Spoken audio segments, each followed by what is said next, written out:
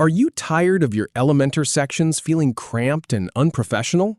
Learn how to add a spacer widget and achieve perfect spacing in under 2 minutes. First, we'll edit the homepage with Elementor. Then, we'll add the spacer widget and adjust its advanced layout for the perfect gap. Go to Edit Home with Elementor.